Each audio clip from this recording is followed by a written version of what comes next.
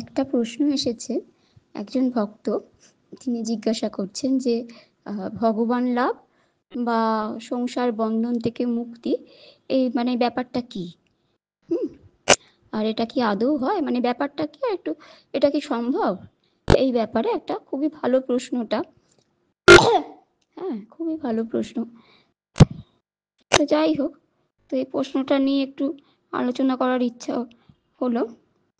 এখন যেটা বলছেন কি, ভগবান লাভ আর বা সংসার বন্ধন থেকে মুক্তি। আমরা ঠাকুরের কথামৃতে কি পাই? প্রত্যেক পাতায় পাতায় ওই একটা কথা কিন্তু পাই। ঠাকুর কি বলছেন? ঈশ্বর দর্শন, ঈশ্বর লাভই মনুষ্য জীবনের উদ্দেশ্য।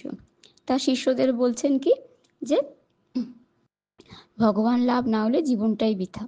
কথামৃতে আর কিছু পাই কি না পাই, প্রায় পাতায় পাতায় এই কথাটা পাবই। ঠাকুরের এই কথাটা, ব্যাকুল হও, আন্তরিকভাবে ডাকো, ঈশ্বর লাভ করো, ঈশ্বর লাভই মনুষ্য জীবনের উদ্দেশ্য। প্রায় প্রত্যেক পাতাতেই বলতে গেলে এই কথাটা আমরা পেয়ে থাকি কথামৃতে। তাহলে ঠাকুর এই ভগবান লাভটা বলছে। আর আমাদের যে সমস্ত শাস্ত্র আছে, যেমন বিবেক চূড়ামণি বা বেদান্ত উপনিষদ, এই সব কিছুতে এখানে কিন্তু ভগবান লাভটা বলে না। এখানে বলা হয় সংসার বন্ধন থেকে মুক্তি।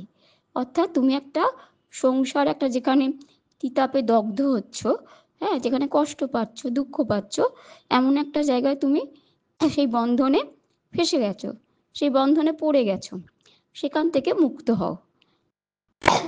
আমাদের শাস্ত্র বিবেক চূড়ামণি উপনিষদ বেদান্ত এই কথাটি বলে। ওখানে ভগবান লাভ এই কথাটি নেই, ওখানে আছে তোমার স্বরূপকে জানো আর এই সংসার বন্ধন, তিতাপের এই যে জ্বালা, তা থেকে মুক্ত হও। তাই দুটো ব্যাপারই একই, মানে সংসার বন্ধন থেকে মুক্ত হলেই তাকে পাওয়া, ভগবানকে পাওয়া, মানে আর হাতি কলা কলা ব্যাঙ এসব পাওয়া নয়। সংসারটাই, এটাই হচ্ছে তোমার বন্ধন। এখান থেকে মুক্ত হলে সে তো আছেই, তাহলে সে আকাশকে পেলে। হ্যাঁ, তো এইটা হচ্ছে ব্যাপার। আচ্ছা, এবার ভগবান লাভ বলতে গেলে অনেকে বলবে কি রামচন্দ্রকে একে পাবো, পাবো, কোথায় ভগবান, তাকে পাবো? তো এইভাবে বলা যায় না। তো সেই জন্যই আমাদের শাস্ত্র কি বলেছে, ওইভাবে উল্টো করে দেখিয়েছে যে এই বন্ধন থেকে মুক্ত হও, তাহলেই তাকে পাবে। তো ওইভাবেই আমরা জিনিসটা আলোচনা করব, এটা বুঝতে সুবিধা হবে। হ্যাঁ, এই কারণে। তাহলে কি বলছে আমাদের? সংসার বন্ধন থেকে মুক্ত হও। হ্যাঁ, সংসার বন্ধন থেকে মুক্ত হও। সংসার বন্ধন তার মানে কি বলছে? বন্ধন মানে আমরা কি বুঝি? যেখানে আমরা বাধা পড়ে আছি।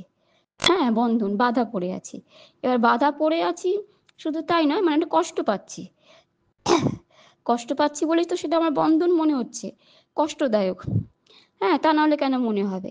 যে সমস্ত হাতিকে বেঁধে রাখো বা যে সমস্ত পশুদের বেঁধে রাখো, তাদের কি আর কষ্ট বোধ হয়? তাদের অত বোধ হয় না, তার কারণ ওখানে সে কষ্ট বোধ করছে না বন্ধনটা। কিন্তু আমরা সংসারে একটা এমনই বন্ধনে পড়ে গেছি, যেখানে আমি কিন্তু কষ্ট পাচ্ছি, কিন্তু বেরোতে পারছি না। কি করে বেরোবো সেটাও বুঝতে পারছি না, যেন কোথায় একটা ফেঁসে গেছি। তো সেটাই বলছে সংসার বন্ধন। হ্যাঁ, এইটা। তাহলে সেখান থেকে মুক্ত হওয়া, তাহলে প্রথমে আমাকে কি বুঝতে হবে? যে এইটা আমার বন্ধন, এটা আমার কষ্টদায়ক, আমি সংসারটাকে বন্ধন বলে বুঝতে হবে। সেটাই কিন্তু আমরা বুঝি না। আমরা বেশিরভাগ মানুষই কীরকম ভাবি, ভাবি যে সংসারে দুঃখ কষ্ট তো আছেই, সেটা সবার জীবনেই কম বেশি আছে। দুঃখ কষ্ট প্রবলেম এসব তো আছেই, স্মুথ তো কারোরই যায় না, কম বেশি থাকবেই। তো আমরা কি ভাবি না বেশিরভাগ মানুষই, যে এইসব অ্যাডজাস্ট করে চলাটাই তো জীবন। ও ঠিক আছে, যখন দুঃখ কষ্ট আসবে ওই সময়টা কাটিয়ে দেব, অ্যাডজাস্ট করে নেব, মানিয়ে নেব, তাহলেই আবার চলবো, জীবনটা ঠিক আছে। তো আমরা কি করি, এইভাবেই জীবনটা চালিয়ে নিই। হ্যাঁ, তো সেই জন্য আমাদের কিন্তু এই সংসারটাকে বন্ধন বলে খুব একটা মনে হয় না। মনে হয় যাই হোক, সবারই তো আছে, সবাই তো এই প্রবলেম ফেস করছে, এই নিয়েই তো চলছে। তাহলে আমার তো আর আলাদা করে কিছু হচ্ছে না, কষ্ট দুঃখটা তো কি আছে, সবাই যেমন চলছে আমিও চলি, ঠিক আছে। তো এইটার জন্য আমাদের কিন্তু প্রথমত বেশিরভাগ মানুষের এটা বন্ধন বলে বোধই হয় না। যখন একটু কষ্ট দুঃখ পাই তখন একটু ঠিক আছে ভালো কিছু সঙ্গ করলাম, এ করলাম, জানলাম, ওই সময়টা কাটিয়ে দিই। তারপরে আবার যখন সংসারে ভালো সময়টা এলো, আনন্দের সময়টা, আবার গা ভাসিয়ে দিই, না ঠিক আছে, খারাপ নয়। তো এইটাই হচ্ছে প্রথম কথা, যে আমাদের এটা বন্ধন বলে বোধ নেই। হ্যাঁ, এইটাই হলো কথা। তো বন্ধন বলে বোধ নেই বলে আমরা কিন্তু সহজে মুক্ত হতেও চাই না। খুব কম সংখ্যক মানুষ যাদের এই বোধটা হয় তারাই মুক্ত হতে চাইবে। এইখানেই তফাৎ হচ্ছে একজন মহাপুরুষের সঙ্গে সাধারণ মানুষের। এবারে সাধারণ মানুষ বা বেশিরভাগ মানুষ তারা কি ভাবেন যখন হয়তো এসব পড়েন শোনেন, যে এসব বলে ঠিক আছে ভগবান লাভ, সংসার বন্ধন থেকে মুক্ত, সংসার থেকে মুক্ত হওয়া, ওসব আমাদের ঠিক আমাদের জন্য নয়। ওসব যারা মহাপুরুষ হয়েছে নবতার, তারা একটা আলাদাই ঐশ্বরিক ক্ষমতা নিয়ে জন্মান, ওসব তাদের জন্য। আমাদের খুব বেশি হলে কি তাদেরকে একটু পুজো টুজো করবো, মানবো টানবো, ব্যাস, তাহলেই আমাদের অনেক হলো। আমাদের বেশিরভাগ মানুষ কিন্তু আমরা এরকমই ভাবি, যে ওসবগুলো শুনলাম ঠিক আছে, খুব ভালো কথা জানলাম শুনলাম, কিন্তু কাজ করার ক্ষেত্রে ওগুলো আমাদের জন্য নয়, ওগুলো সব মহাপুরুষদের জন্যই ঠিক আছে, ওনাদের আলাদা ক্ষমতা নিয়ে জন্মেছে, ও কি আর আমাদের ওই শক্তি আছে? আমরা সাধারণ মানুষ, হাসি কান্না সুখ দুঃখ নিয়ে এই অ্যাডজাস্ট করে মানিয়ে এইভাবে চলে যাব, আর কি আছে। তাই এইটাই আমরা কিন্তু বেশিরভাগ ভাবি। আর এই করে করে কি হয়, যখন দিন শেষ হতে চায় তখন দেখি যে আমার আশেপাশে আমার সমবয়সী যারা আছে তারা আস্তে আস্তে চলে যাচ্ছেন, তখনও ওটা ভাবি যে চলে তো যেতেই হবে, যাক যে কটা দিন আছে ভালো করে কাটিয়ে গেলেই হলো, ঠাকুরের একটু বই পড়লাম, শুনলাম, জানলাম, দিনগুলো যেন ভালো করে কেটে যায়। তো আমাদের হচ্ছে এইটাই ভাবনা। হ্যাঁ, বোঝা যাচ্ছে ব্যাপারটা? তাহলে আমরা কিরকম, যে দুঃখ কষ্ট পেলে একটু ওই সময়টা কাটিয়ে দেব, কিন্তু সংসারটাকে ছাড়বো না। ছাড়া মানে আমি বলছি না বাইরে ছাড়া, আসল ছাড়া হচ্ছে মনে ছাড়া।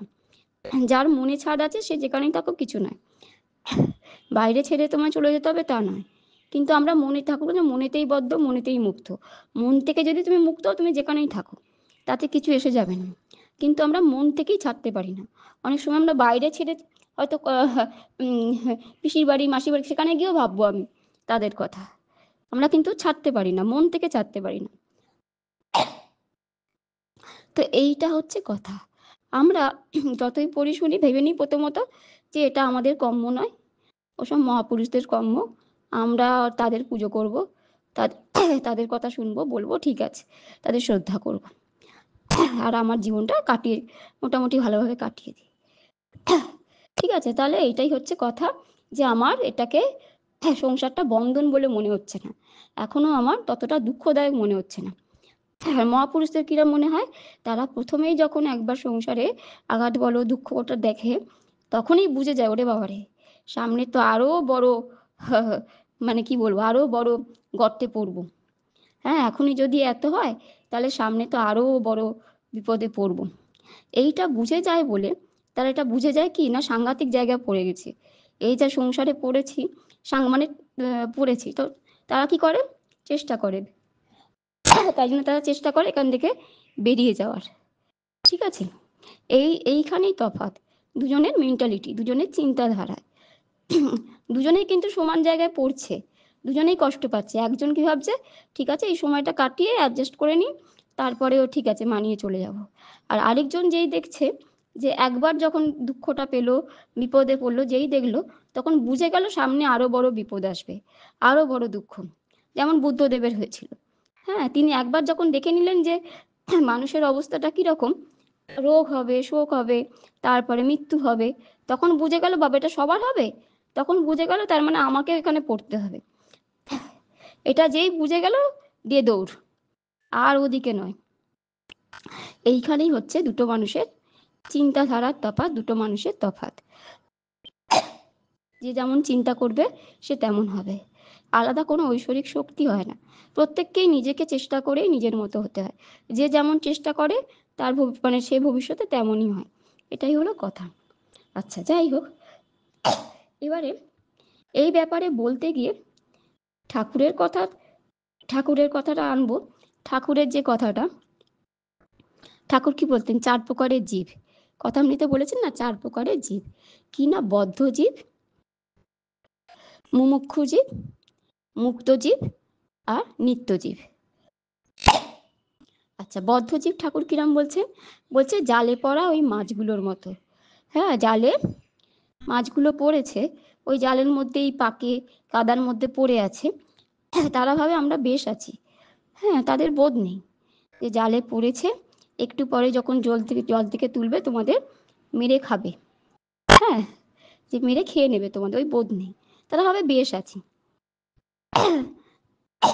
তো আমাদের বেশিরভাগ মানুষেরই আমাদের এই ভাবনা, সংসারটা ভয়ঙ্কর জায়গা বলে আমাদের বোধ নেই। আমরা ভাবি বেশ আছি, একটু সুখ দুঃখ অ্যাডজাস্ট এসব করে বেশ আছি। তো তারা হচ্ছে বদ্ধজীব, মানে তাদের সবাই সুখ দুঃখ কষ্ট পায়, কিন্তু তারা কি করে, এটাকে না অভ্যাস হয়ে গেছে তাদের, যে ঠিক আছে কষ্ট হলো দুঃখ হলো অ্যাডজাস্ট করে নেব, তারা এটাকে অভ্যাসের মধ্যে ফেলে দেয়। তাই তাদের এগুলো বন্ধন দুঃখ মনে হয় না, তারা এইভাবে কাটিয়ে যখন মৃত্যু এলো হয়ে গেল শেষ। আর শুধু মৃত্যু এলো তো তা নয়, তাদের জীবনটাই একটা মৃত্যুময় হয়।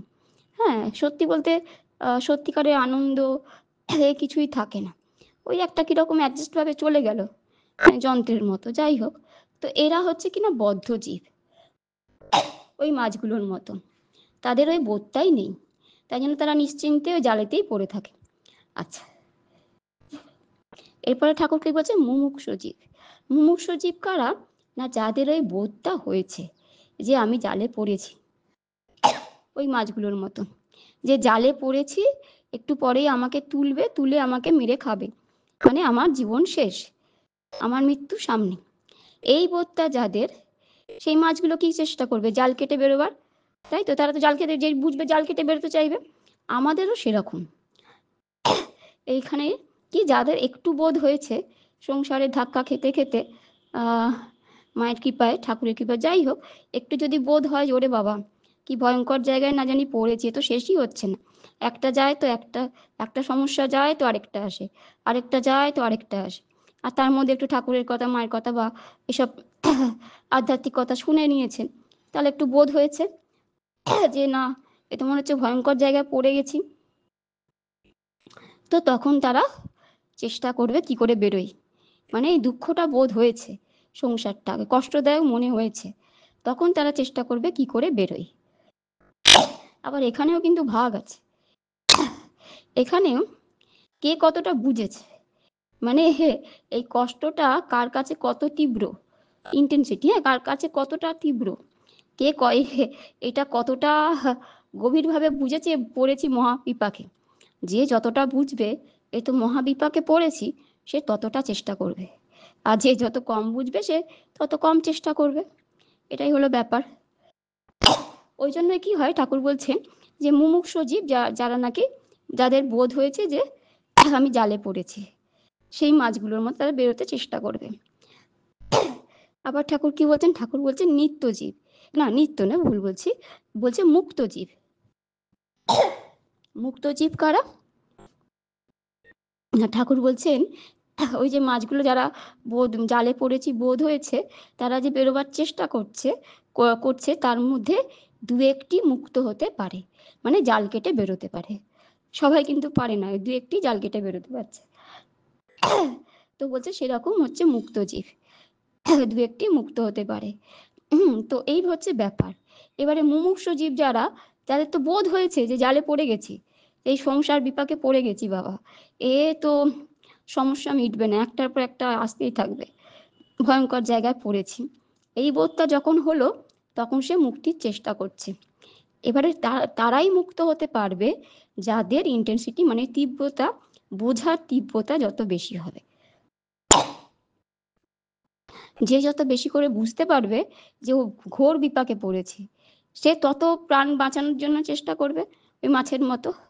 যে বুঝবে না ঠিক আছে একটু তো পড়েছি, বুঝছি, কি করব, আমার ক্ষমতা কম, ঠিক আছে চেষ্টা করছি, আবার একটু থেমে যাচ্ছি, এরকম, তার কিন্তু মুক্ত হওয়া একটু মুশকিল। সে চেষ্টাটা কম বেশি করবে। কিন্তু যে খুব করে বুঝবে, ওরে বাবারে, এখান থেকে যদি না বেরোই আমার মানে আমি বেঁচে থাকতেও মরলাম, এরম অবস্থা, তখন সে প্রাণপাত করে চেষ্টা করবে। তো এই রকম যারা বোঝে এবং করে, প্রথম হচ্ছে বুঝলেই সে করতে পারবে।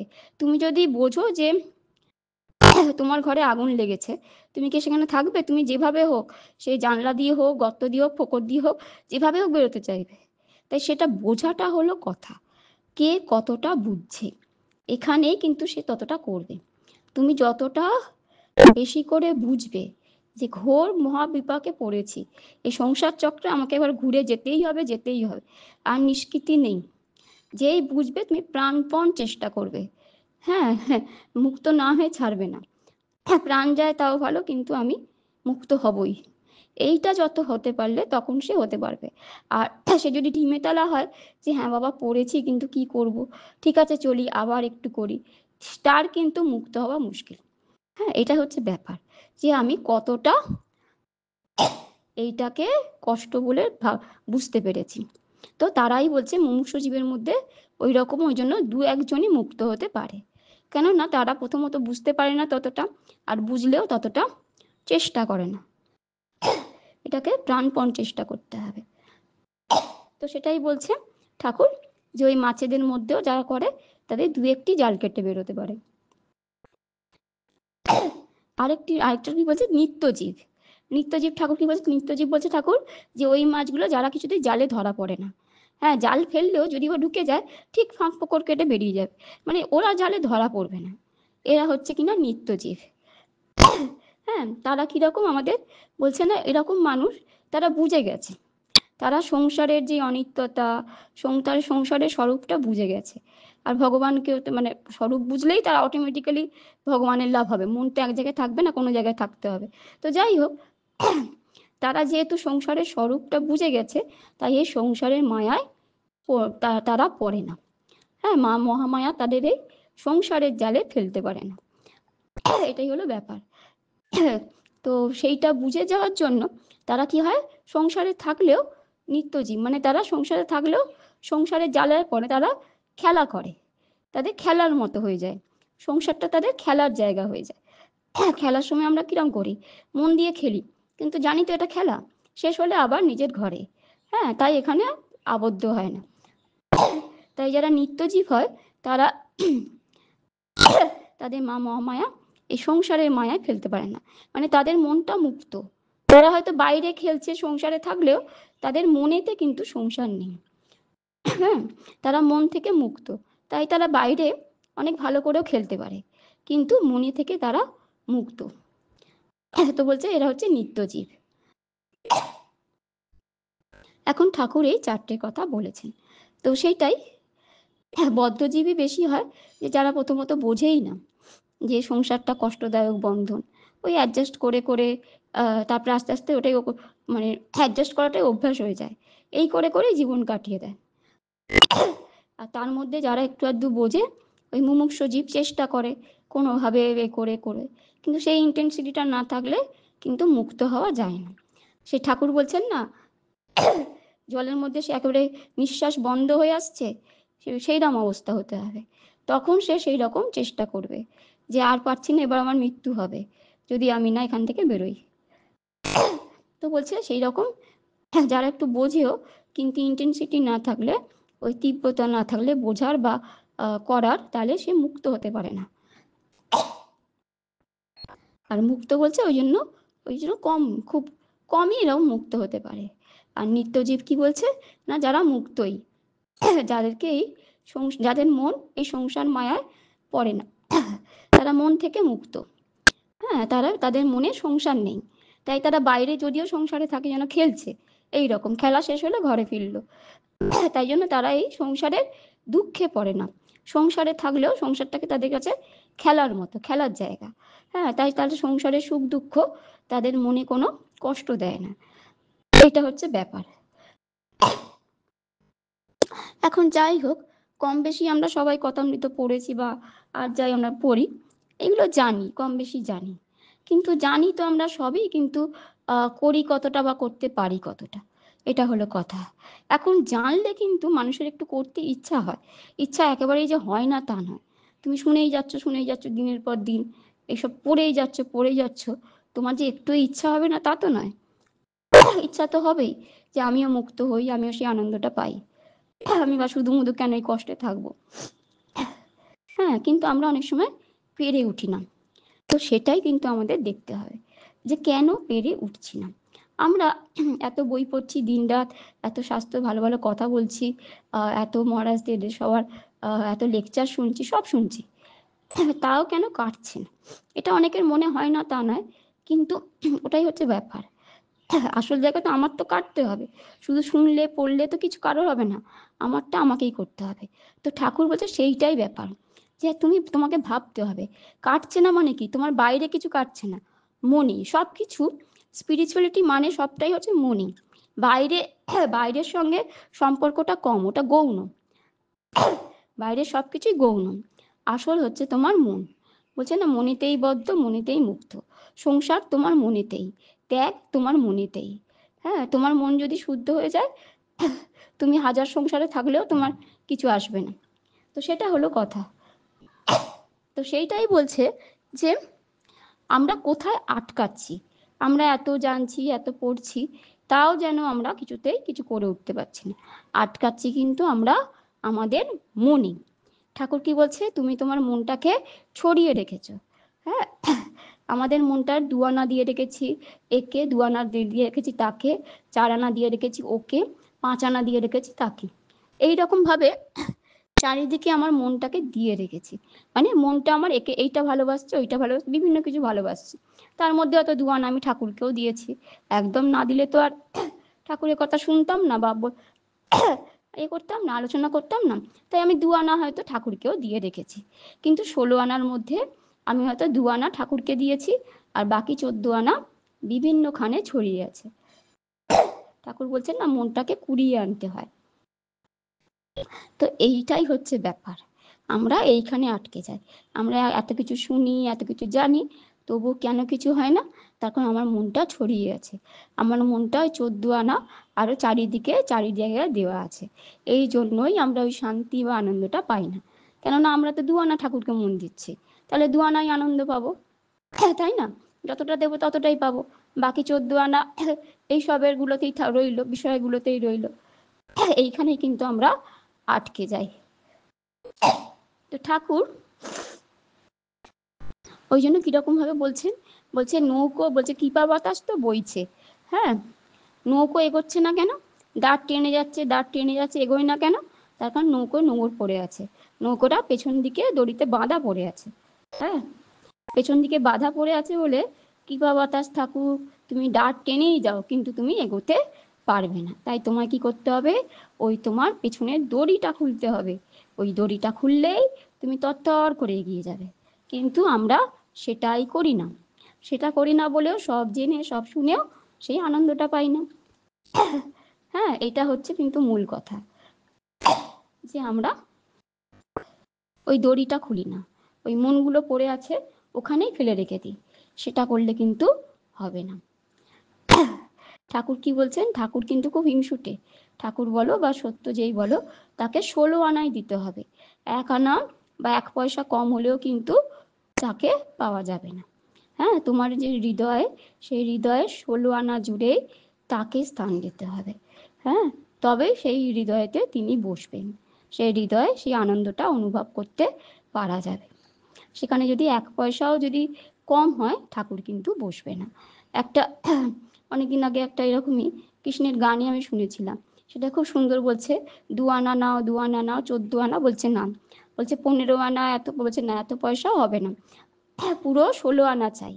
হ্যাঁ, সেইটা হলো কথা, পুরো 16 আনা তাকে দিতে হবে, তবেই তুমি সেই 16 আনা আনন্দটা পাবে। তোমার হৃদয়ে যে 16 আনা, 16টা যদি ভাগ করো, সেই সবটা জায়গা শুধু ঠাকুরকেই রাখতে হবে, আর কাউকে কোনো বিষয়, কোনো বস্তু, কোনো মানে অন্য কেউ কারোকে রাখলে হবে। হ্যাঁ, তাহলে কিন্তু তুমি সেই আনন্দটা পাবে না। এইখানেই আমরা আটকে যাই, সব জেনে সব শুনে। তাই কি করতে হয়, আমার মন শুদ্ধ করা, মন পরিষ্কৃত শুদ্ধি মানে কি, ওই জায়গাগুলো থেকে তাদেরকে হাঁটাও, ওই জায়গাগুলো থেকে ওই জায়গাগুলো থেকে পরিষ্কার করো, ওখানটায় তাকে আনো। অন্য যে ওই জায়গাগুলোতে তুমি সব ঢুকিয়ে রেখেছো মনের বিভিন্ন খোপে খোপে, সেখান থেকে পরিষ্কার করো, মানে তাদেরকে সরিয়ে দাও, আর সেই জায়গাটা ঠাকুরকে বা তাকে দাও, তাহলেই কিন্তু সেই আনন্দ বোধ হবে। এখন এটা বলে তো দেয়া গেল, এখন যারা সংসারে আছে তারা বলে ওরে বাবা, বুঝতে তো পারলাম ব্যাপারটা, যে মনে আমার সব সরাতে হবে, 14 আনা যে এদিক ওদিক ফেলে রেখেছি সেগুলো সরাতে হবে, তাহলে পুরো মনটা দিলে তাকে পাবো। কিন্তু এটা তো এত সোজা ব্যাপার নয়। সংসারে ওই যে 14 আনা যারা আছে, তারা তো আমার খুব প্রিয় মানুষ, প্রিয় মানুষ, প্রিয় বস্তু, বস্তু তাও সরাতে পারি, প্রিয় মানুষ যাদেরকে এত ভালোবাসি, বা যারা আমাদের এত ভালো, তাদেরকে কি করে সরাবো, এ তো মুশকিল ব্যাপার, তাদের সরানোটা খুবই মুশকিল। ঠাকুর আছে থাক, আমার প্রিয় মানুষ তাদের সরাতে পারি না, তারা তো মানে আমার প্রাণেরও প্রিয়, এত ভালোবাসে, তাদের সরালে তো আমার সংসারই শেষ, তাহলে থাক বাবা, চলুক যেমন চলে, এইটাই হচ্ছে ব্যাপার। এইভাবেই আমরা কিন্তু চলে যাই। তো সেই জন্য কি হয়, ঠাকুর পুরোটা হৃদয় জুড়ে আমার এসে বসতে পারে না, জায়গা পায় না, তার কারণ তার জায়গায় আরো অনেককে আমরা বসিয়ে রাখি। তাই ঠাকুরের তো ওইটুকু জায়গায় হবে না 2 আনা, তার পুরো 16 আনা চাই, তাই তিনি এসে বসেনও না, আর তাকে পাইও না। আমার চিত্তশুদ্ধি, মন শুদ্ধ কোনোটাও হয় না, আমার মনেতে সেই সংসারই থেকে যায়, সে বাইরে আমি যতই পড়ি, যতই শুনি, আর যাই করি, যতই সৎসঙ্গ করি, যাই করি, কেন আমার মনটাকে আমি শুদ্ধ করিনি, মনটাকে আমি মনের ওই কোঠরে থেকে সবগুলোকে সরিয়ে ঠাকুরকে বসাইনি। তো এইটা হচ্ছে ব্যাপার। তো এটা শুনে এবার যারা সংসারে আছে কিন্তু ভক্ত, তাদের তো একটু মনটা খারাপ হয়ে যাবে, তো করি এখন কি, একদিকে ঠাকুরকেও ভালোবাসি, আবার সংসারের এমন আমার প্রিয় মানুষ, তাদেরকেও আমি ছাড়তে পারবো না, হ্যাঁ, তাহলে তো মহাবিপাকে কি করবো। হ্যাঁ, এখন দেখো, এখানেই আমাদের বিবেক চূড়ামণি বাড়িতে যেটা বলে কি, বিবেক বিচার, বিচার করতে হয়। হ্যাঁ, আমরা সাধারণ মানুষ কি না, বিচার করি না, যেমন স্রোতে চলছে তেমনই গা ভাসিয়ে দিই, যেমন জগৎ চলছে ভাসিয়ে দিই, চিন্তন মননটা নেই, এখানেই আমাদের বিচার করতে হয়। কি বিচার করতে হয়, ঠিক আছে আমরা যাদের ভালোবাসি, খুবই ভালো কথা, তারাও আমাদের ভালোবাসে, আমরাও তাদের ভালোবাসি, কিন্তু বুঝতে হবে যে এইটা আমরা যেখানে এসেছি, এই জগতে, এখানে আমরা অমর হয়ে আসিনি।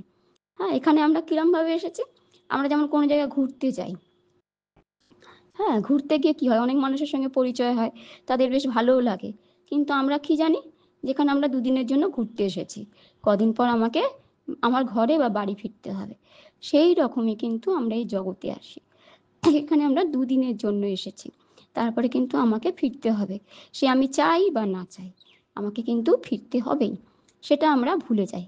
আর কি করি, এখানে বস্তু বলো, মানুষ বলো, সব কিছুকেই আমার আপনার করে মানে চেপে ধরি, হ্যাঁ, ওই চিপকে যাই টাইপের। তো তার ফলে কি হয়, আমাদের এত কষ্ট। আমরা যদি এটা মনে রাখি যে আমরা এখানে দুদিনের জন্য ঘুরতে এসেছি, আসল বাড়ি এটা আমার নয়, তাহলে কি হবে, এই মানুষগুলোর প্রতি আমাদের এত আসক্তি হবে না।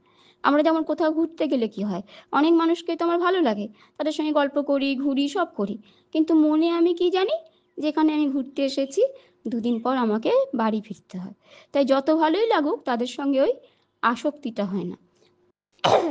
হ্যাঁ, ঠিক সেরকম আমাদের এই বোধটা নেই, আমরা ভুলে গেছি যেখানে আমরা দুদিনের জন্য এসেছি, আমরা ভাবি আমরা এটা অমর, এটাই আমাদের ঘর বাড়ি, এটাই চিরস্থায়ী, এই মানুষগুলোই আমাদের চিরস্থায়ী, সেই বোধটা আমার নেই, তাই জন্যই কি হয়, আমরা ছাড়তে পারি না।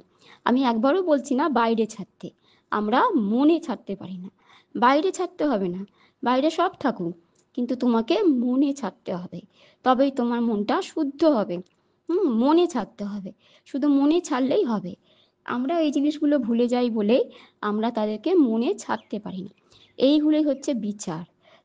শুধু ওই জন্য শুধু শুনে গেলে, নিত্য পাঠ করে গেলেই হবে না। এই বিচারগুলো না এলে তাতে কিছু লাভ হবে না, ওগুলো বদহজম হয়ে যাবে। রোজ ভালো ভালো কথা শুধু নিত্য পাঠ করে যাচ্ছি, শুনে যাচ্ছি এত এত লেকচার, ওতে নিজের কোনো লাভ নেই। এই বিচারগুলো আনতে হবে, আমি কোথায় আটকাচ্ছি, আমি কোন জায়গায় আসক্ত আমার মনটা, সেগুলো পরিষ্কার করতে হবে। না পারলে ঠাকুরের কাছে প্রার্থনা করতে হবে, প্রার্থনা করলে ঠাকুর অবশ্যই শোনেন। তো ঠিক আছে, তো এই হচ্ছে ব্যাপার যে আমরা এটা ভুলে গেছি, তাই জন্য আমরা এই সংসারের বস্তু বা মানুষে বেশি বেশি আসক্ত হয়ে যাই, কিছুতেই ছাড়তে পারি না। তো এইটা যদি আমি বুঝতে পারি যে এখানে আমার দুদিনের জন্য আসা, আমি চাই বা না চাই আমাকে ফিরে যেতেই হবে, তাহলে কিন্তু আমরা এতটা আসক্ত হব না, প্রথম কথা। তো এইটা হচ্ছে ব্যাপার যে আমার তো আজকে যত ভালোই আমায় যে বাসুক, আমার তো মৃত্যু হবেই, তারও মৃত্যু হবে, তাই না? একা এসছি, আমাকে একাই কিন্তু যেতে হবে। এই বোধগুলো যদি হয় তাহলে কিন্তু এই আসক্তিটা আপনা আপনি আস্তে আস্তে কমে যায়, কিন্তু আমরা এগুলো ভাবি না বলেই আমাদের এত আসক্তি থাকে। আচ্ছা, এবার কথা হচ্ছে আমরা অনেকেই হয়তো ভালো, যারা ভক্ত হয় দেখেছি, কষ্ট পায় যে ঠাকুরকে ভালোবাসে, ঠাকুরকে ডাকে, চিন্তা করে, কিন্তু এই সংসারের এই আসক্তিগুলোর জন্য কিছুতেই যেন ঠাকুরকে পেয়েও পায় না। হ্যাঁ, তারা কষ্ট পায় যে ঠাকুরকে তো পাচ্ছি না, কিন্তু আবার সংসারটাকেও ছাড়তে পারে না। ছাড়া মানে আমি বারবার কিন্তু বলছি বাইরে না, মন থেকে ছাড়তে পারে না, প্রিয় মানুষগুলো, প্রিয় বস্তুগুলোকে ছাড়তে পারে না। তো তাদের কিন্তু এই বিচারগুলো করতে হয়। মনে আছে ঠাকুরের ওই গল্পটা? সেই ঠাকুর বলছেন একজন গুরুর কাছে শিষ্য এসেছে, গুরু বলছে চল আমার সঙ্গে চল, সংসার ছেড়ে আমার সঙ্গে চল। তখন সেই শিষ্য বলছে না, আমাকে আমার সংসার পরিবারের সবাই খুব ভালোবাসে, খুব সেবা যত্ন করে, সেবা যত্ন করে, হ্যাঁ, তা ওদের আমি কি করে ছেড়ে যাব? তখন গুরু বলছে ঠিক আছে, আমি তোকে একটা ওষুধ দিচ্ছি, এটা তুই খেয়ে পড়ে থাকবি। হ্যাঁ, এটা খেয়ে পড়ে থাকবি, একটু অজ্ঞান, কিন্তু সব জানতে বুঝতে পারবি কি হচ্ছে, একটু অচৈতন্য মতো হয়ে থাকবি, কিন্তু সব জানতে বুঝতে পারবি। তো গুরুর কথা অনুযায়ী তখন গুরু বললো এটা কর, দেখ এবার কি হয়। তখন সেই শিষ্য কি করলো, ওই ওষুধটা খেয়ে পড়ে রইলো। এবার সবাই ভাবলো বোধহয় আহারে মারা গেছে, কান্নাকাটি পড়ে গেল, কিন্তু শিষ্য কিন্তু সব বুঝতে পারছে, কিন্তু একটু অচৈতন্য বলে ছাড়া দিতে পারছে না। এবার ওই সময় কি হলো না, গুরু ওইভাবে এসে বললো কি, কে হয়েছে এখানে, মারা গেছে, ঠিক আছে, ওর মা বা ওনার স্ত্রী কেউ যদি এই ওষুধটা খায় তাহলে সে মারা যাবে, কিন্তু ওই তার যে শিষ্য সে বেঁচে উঠবে। তো বললো তোমাদের মধ্যে তো কেউ নিশ্চয়ই খাবে, তোমরা তার এত ভালোবাসো, মা খাবে বা নাহলে স্ত্রী খাবে, কেউ খাবে। তো তখন কি হলো, মা বলল না না, ও গেছে যাক, আমার তো আরো সন্তান আছে। হ্যাঁ, স্ত্রী কি বললো, যা হবার তো হয়ে গেছে, আমারও তো সন্তান আছে। তো মানে কি, তখন শিষ্য বুঝলো আচ্ছা রে বাবা, এই আমাকে এত ভালোবাসা, আমাকে ছাড়া হবে না, আমাকে ছাড়া প্রাণ যায়, এই এত কিছু, এই তখন গুরু বলল দেখলে, এই হলো সংসারের স্বরূপ। আমরা ভাবি কি আমাকে ছাড়া হবে না, আমাকে খুব ভালোবাসে, কিন্তু সেটা নয়। গুরু তখন শিষ্যকে ওটা দেখিয়ে দিল। তখন শিষ্য উঠে বলল চলুন গুরু, আর পেছনে ফিরে তাকালো না, ওই সংসারের স্বরূপটা বুঝে গেল। এইটাই হচ্ছে কথা, শুধু রোজ নিত্য পাঠ শাস্ত্র পাঠ করলে হবে না, এই বিচারগুলো আনতে হবে, এই বিচারগুলো দিয়ে নিজের মনটাকে শুদ্ধ করতে হবে, মনের যে আসক্তিগুলোকে কাটতে হবে, বুঝতে হবে সংসারের স্বরূপটা। আমরা যে ভাবছি আমাদের এত ভালোবাসছে করছে, প্রথমত সেটা অনেকটাই হয় সবাই সবাইকে প্রয়োজন অনুযায়ী ভালোবাসে সংসারে, প্রয়োজন ছাড়া কেউ কাউকে খুব একটা ভালোবাসেন, সে যারা মহাপুরুষ হয় তারাই নিঃস্বার্থ ভালোবাসতে পারে। সংসারে যারা আছে কিছু না কিছু প্রয়োজন আছে, আমি বলছি না সবাই স্বার্থে ভালোবাসে। যেমন একটা একটা ছোট ছেলে মেয়ে, তারা তার মাকে কেন ভালোবাসে, কারণ মায়ের উপর নির্ভর করে, সে কিছু পারবে না, তার মায়ের উপর নির্ভর করে, কিন্তু ওই জন্য ভালোবাসে। সেই ছোট ছেলে মেয়েটাই যখন নিজে সক্ষম হয়ে যাবে, সে কিন্তু তত মায়ের উপর নির্ভর করবে না বা ততটা রাখবে না, তখন তার মন আরো আরো দিকে ছুটবে। এইটা হলো ব্যাপার, সংসারের স্বরূপটাকে বুঝে মনটাকে শুদ্ধ করতে হয়। মানে তুমি সংসারে থাকো, কিন্তু তোমার মনটা যেন সংসারে না থাকে, মনে যেন শুধু সেই ঠাকুরই থাকে, সেটা বুঝতে হবে। আচ্ছা, এবার এত কথা তো বলা হলো, তা সবাই বলবে সব বলা তো হলো, বলা তো সোজা, কিন্তু করা তো এত সোজা নয়। সেটা আমরা বুঝতে পারি নিজেরা করতে গেলে। তো এটা করতে গেলে কি হয়, দুটো প্রসেস আছে, মানে দুখানা প্রসেসে এটা করা যায়। একখানা কি, ঠাকুরের কাছে আন্তরিক প্রার্থনা। প্রার্থনা মানে এই নয় যে তোমায় মন্দিরে গিয়ে সাষ্টাঙ্গ প্রণাম করে মুখে বলে বলে ঠাকুরের কাছে করে। তুমি যদি আন্তরিক চাও, হ্যাঁ, তুমি যদি আন্তরিক চাও কিছু, সেটাই তোমার প্রার্থনা হয়ে যায়। হ্যাঁ, তুমি যদি আন্তরিক চাও যে ঠাকুর এটা, মানে তোমার মুখে বলতে হয়, আন্তরিক চাওয়াটা, মন যেটা চাইছে সেটাই কিন্তু তার কাছে প্রার্থনা হয়ে চলে যায়। ওটাই আসল প্রার্থনা। মুখে হাজার কিছু বলছি, হাজার স্তব করছি, হাজার সংস্কৃত শ্লোক বলছি, ওগুলোই কিছু হয় না। মন যেটা অ্যাকচুয়াল চাইছে সেটাই হচ্ছে আসল প্রার্থনা। আর সত্যি কথা সেটাই হচ্ছে ঠাকুর শোনেন, কারণ ঠাকুর জানেন ওইটাই হচ্ছে অরিজিনাল। মুখের বড় বড় বুলিগুলো কিছু নয়, ওগুলো শেখানো বুলি। তো যাই হোক, 1 নম্বর হচ্ছে তোমাকে আন্তরিক যদি তুমি চাও যে ঠাকুর তুমি শুধু এসো, তোমাকে চাই, হ্যাঁ, তখন কিন্তু ঠাকুর প্রার্থনা শোনেন। হ্যাঁ, ঠাকুর তো বলছে না, পিঁপড়ের পায়ের নুপুরে আওয়াজ শুনতো, সেটা শোনেন, কিন্তু সেটা একটু কঠিন হয় কেন, তোমায় কিন্তু তখন প্রস্তুত থাকতে হবে। তোমার জীবনে কিন্তু এবার মহা বিপদ নেমে আসবে। কেন, ঠাকুর কি করবে, তোমার ভেতরে এগুলো কাটাবে। আর সেগুলো কাটাতে গেলে কি হবে, দেখবে যারা তোমায় ভালোবাসতো তাদের কাছে তুমি খুব মানে খুব খারাপ ব্যবহার পাচ্ছ। হ্যাঁ, কত কিছু তোমার খারাপ হয়ে যাচ্ছে, বাইরে বাইরে হচ্ছে, কিন্তু তোমার ভেতরে কাটছে।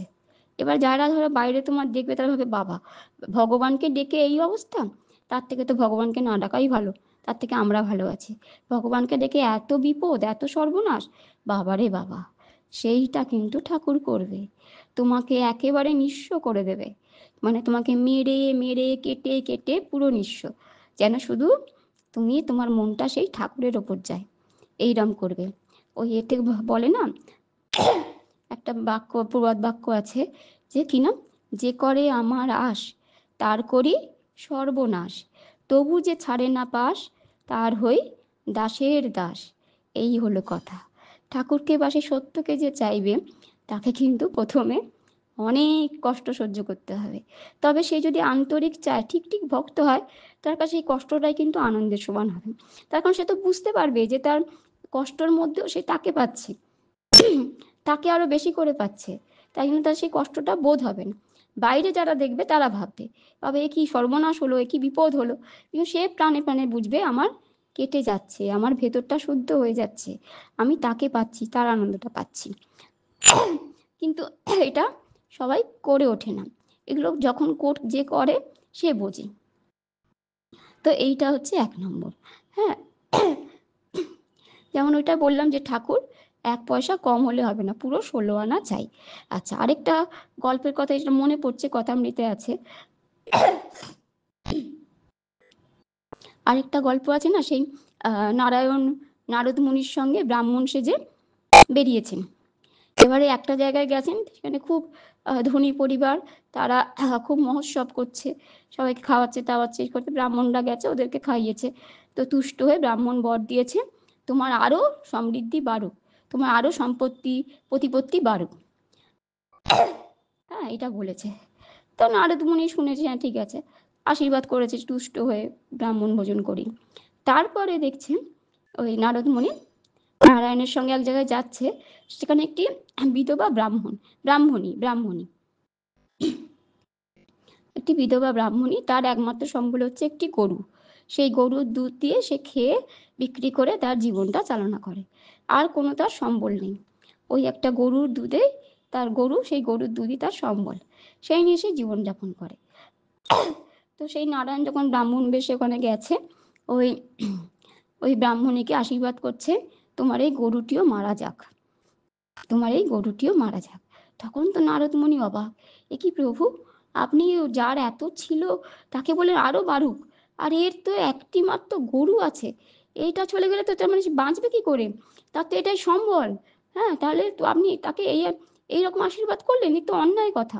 তখন নারায়ণ কি বলছে, নারায়ণ বলছে, দেখো, যার এত ছিল তার তো অনেকটাই ওইটা নিয়েই ভরে আছে মনটা, সে আমাকে মন দেয়নি, সে ওইসব নিয়েই আছে, তাই বললাম কি আরো বেশি হয়ে যাক, যাতে ওইটা বোঝে যে এইটাই অনেক হয়েও কিছু আনন্দ পাবো না, তখন সে ছাড়তে পারবে, তাই জন্য আরো হোক।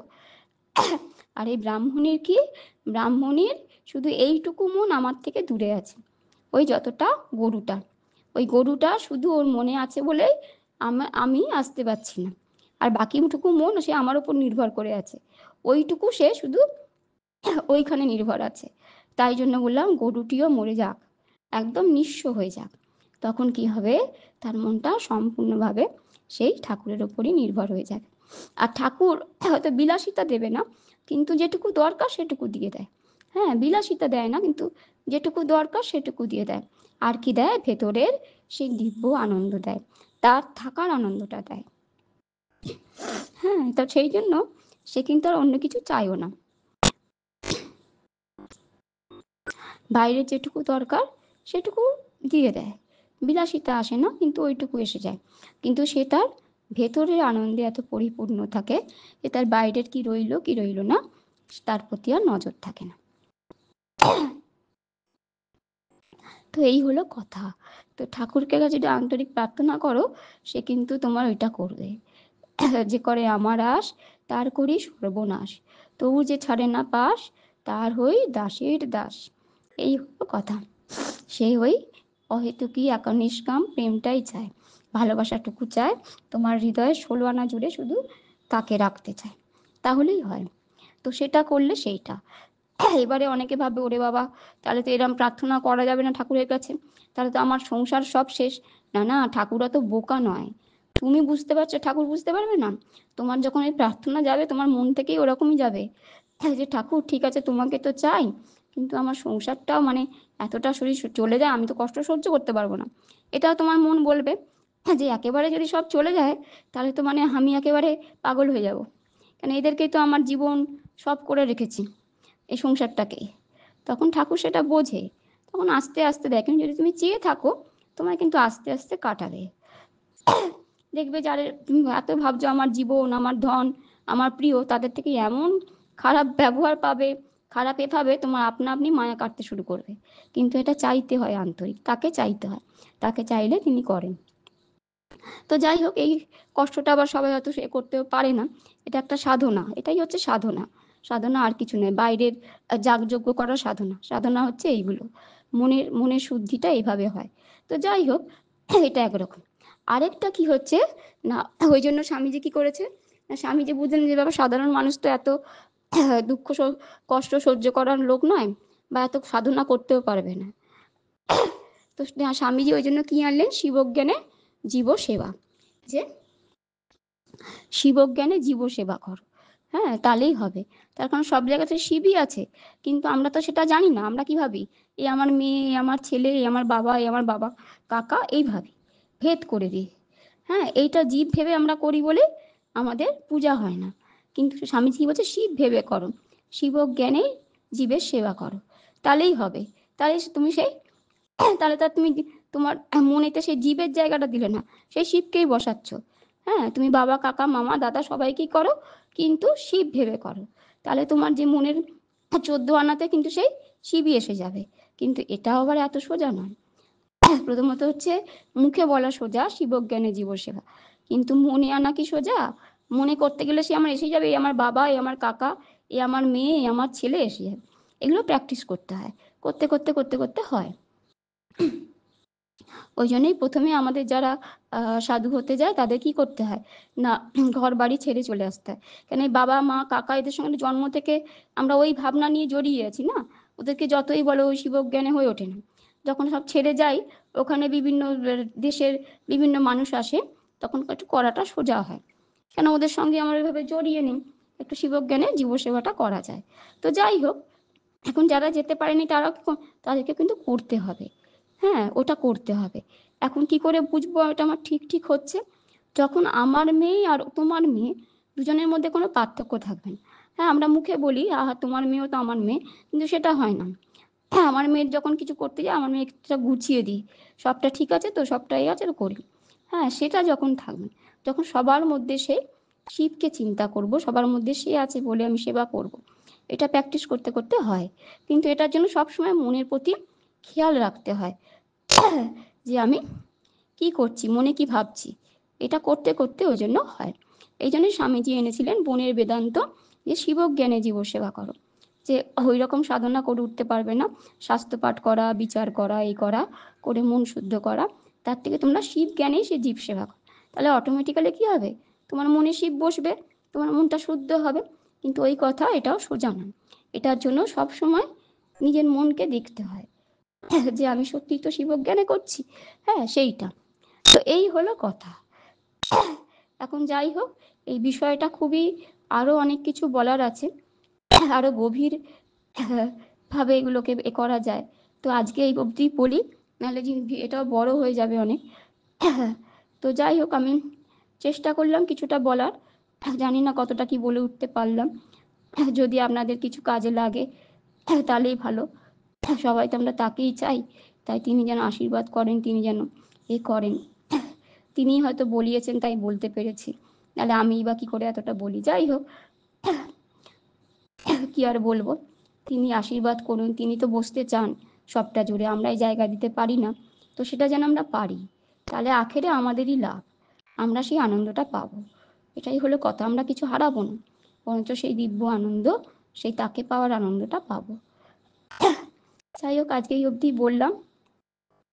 আর আপনাদের কাছে আরেকবার একটু অনুরোধ জানাবো, এই যে চ্যানেলে এই ভিডিওগুলো দিচ্ছি, আপনারা যদি একটু সাবস্ক্রাইব করেন। হ্যাঁ, এই জন্যই বলছি, কেন এই চ্যানেলটাতে আমি আমার বলাগুলো তো দিই, এছাড়াও ভালো ভালো যত মানে ভিডিও পাই, সে বাবা বিশ্বনাথ হোক, যা কিছু হোক, বেলুড় মঠ, যেখানেই ভালো কিছু পাই আমি দেওয়ার চেষ্টা করি। যেগুলো আমাকে বিভিন্ন জনেরা পাঠায়, ভক্তরা পাঠায়, মাতাজিরা পাঠায়, মহারাজরা, যে যেমন পাঠান, হ্যাঁ সেগুলো আমার ভালো লাগলে, যেমন ঠাকুর বলছেন না, নিজে কেন শুধু আম খাবো, অন্যকেও আমের আনন্দটা দাও, সেই রকম আমার মনে হয় যে আরো সবাই যদি এটা আনন্দটা পায়, তাহলে আমার তো কিছু কম হবে না, বরঞ্চ আরো চারজন আনন্দটা পেলে ভালো হবে। তো এই সেই ভেবেই চ্যানেলটা করা। হ্যাঁ, এবারে আপনারা যদি সাবস্ক্রাইব করেন, তাহলে কি হবে, এই ভিডিওগুলো সরাসরি আপনারা পেয়ে যাবেন।